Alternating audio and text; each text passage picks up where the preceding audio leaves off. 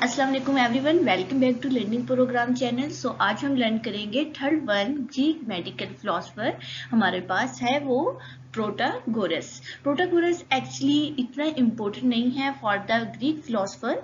3 to 4 जो उनसे हमारे हैं वो ग्रीक मेडिकल फिलोसफर में बहुत इंपॉर्टेंट है, जो कि 2 मैं आप लोगों को कवर करवा चुकी हूँ।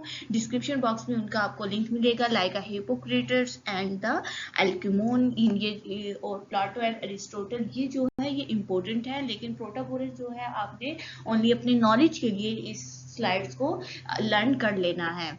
वैसे एग्जामिनर के अगर पॉइंट ऑफ व्यू से देखें तो इसमें कोई इतनी इंपॉर्टेंट चीज नहीं है जो कि आपको पेपर में वो पूछेंगे, लेकिन आपने इसके as a knowledge, as a experiences आपने इसको इंफॉर्मेशन के तौर पे एक दफा जरूर लर्न करना है प्रोटागोरस को।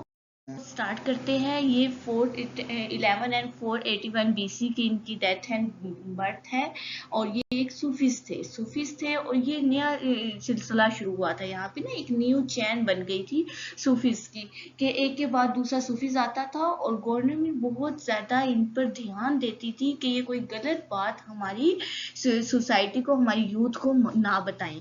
तो इन्हें फादर ऑफ रिलेटिविज्म भी कहा जाता था। ये कहते थे हर चीज को इंसान मैयर कर सकता है, मतलब कि ये like a gift, like a love, like इस तरह हर चीज को वो कहते थे कि ना इंसान मैयर कर सकता है हर चीज। मतलब हर चीज जो सी है वो अगर उसको हम देखें तो उसको क्वालिटी एंड क्वालिटी वाइज तो उसको हम मैयर कर सकते हैं। इसने कहा कि इसकी ना 3 to 4 स्टेप्स है, कोई खास इसने बात नहीं इतनी की।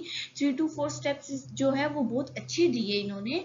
उन्होंने कहा कि फर्स्ट की नो एब्सोल्यूट ट्रूथ, कुछ भी एब्सोल्यूट नहीं होता। या तो हम कहते हैं ना कि ये एब्सोल्यूट ट्रूथ है, जैसे हमारे पास एक कॉन्सेप्ट है कि गॉड इज प्रेजेंट, एग्जिस्ट करते हैं, और हमारे जो इस्लामिक पॉइंट ऑफ व्यू से जो बिलीव्स हैं वो हम कहते हैं एब्सोल्यूट ट्रूथ है, ठीक है। लेकिन ये जो थे फॉरेन कंट्रीज के थे, उस इनका कोई कॉन्सेप्ट नहीं होता गॉड वगैरह पे इतना, तो ये खुद भी फाइंड आउट ही कर रहे होते हैं कि ये दुनिया कैसे बनी है। सब इनके कॉन्सेप्ट उनसे होते हैं ना, ये फाइंड आउट कर रहे होते हैं। तो ये कहते थे कुछ भी एब्सोल्यूट ट्रूथ नहीं है, सिर्फ ट्रूथ वो होता है जो इंसान उस कंडीशन में बोल रहा होता है। मतलब अगर कंडीशन चेंज हो रही है तो उसी इंसान का ट्रूथ भी हो सकता है कि चेंज हो जाए, कंडीशन पे वेरी करता है कि ट्रूथ जो सा है। वो कहते थे ट्रूथ कोई भी एब्सोल्यूट, एब्सोल्यूट का मतलब होता है परफेक्टली ट्रूथ, जिसे आप कहें कि झुटला नहीं सकते, ऐसा ट्रूथ है आपके पास। लेकिन इसने कहा कि आप कंडीशन के अकॉर्डिंग अपने ट्रूथ को चेंज कर सकते हैं,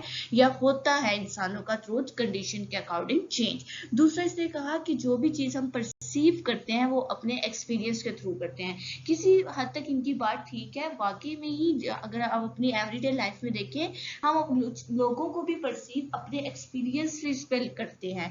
मैंने पिछले लेक्चर्स में भी आपको बताया, अगर एक गर्ल के साथ किसी फ्रेंड का ब्रेकअप हो गया है और उसका एक्सपीरियंस इतना फाल्ट रहा है, तो वो नेक्स्ट फ्रेंडशिप नहीं करेगी because the experience of the past, ठीक है। ये पर्सन पे वेरी करता है। सम पर्सन ऐसे होते हैं जो एक दफा जो है फेडअप, कुछ पर्सन होते हैं फेडअप हो जाते हैं अपनी फ्रेंडशिप से।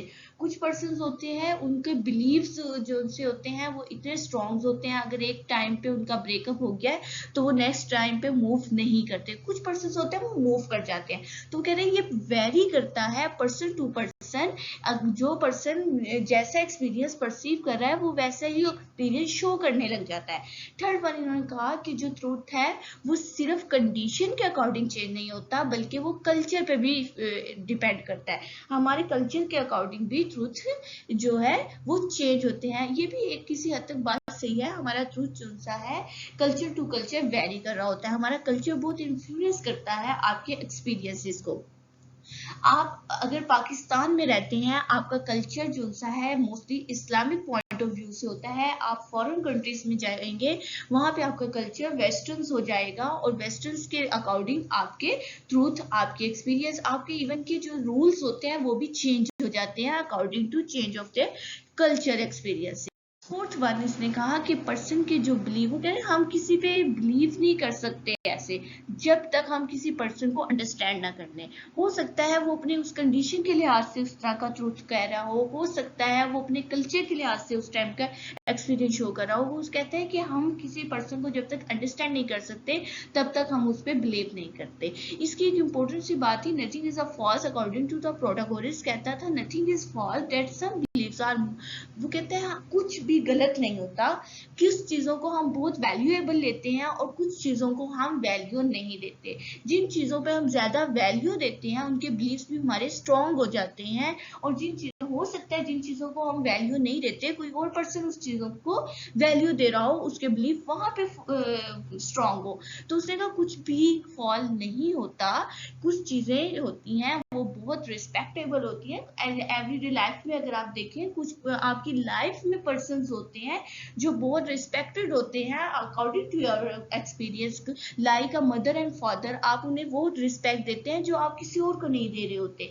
लाइक इसी तरह कुछ चीजों के बिलीफ होती हैं, जैसे कि हमारा गॉड पे बिलीव इतना स्ट्रांग होता है कि हम उन्हें जो वैल्यू जो हम दे रहे हैं, उनकी जो हमारे नजदीक मोहब्बत है वो हम किसी आम पर्सन को नहीं देते। ये तो एक नेचुरल हमारा फिनोमेना है। सो इसी तरह प्रोटैगोरस एक वेस्टर्न कंट्रीज का था। ये कहता था इसके पास तो गॉड को कोई कंसेप्ट नहीं था इतना खास, इसलिए ये कहता था कुछ भी गलत नहीं होता, बस हमारे बिलीफ जो हैं कुछ जगह पे बहुत वैल्यूएबल होते हैं। सो स्टूडेंट्स, अगर आपको ये वीडियो पसंद आए तो इसे लाइक एंड शेयर जरूर करें, और अगर आप इस चैनल पे न्यू है तो इसे सब्सक्राइब करें ताकि न्यू आने वाले जो फिलोसफर है ग्रीक फिलोसफर्स, और अभी हमारे मॉडर्न पीरियड रहता है, रेजिडेंस पीरियड रहता है, और बहुत सी चीजें रहती हैं हिस्ट्री ऑफ साइकोलॉजी की, ताकि सब वीडियोस का नोटिफिकेशन आप तक जल्दी पहुंच सके। सो अल्लाह हाफिज।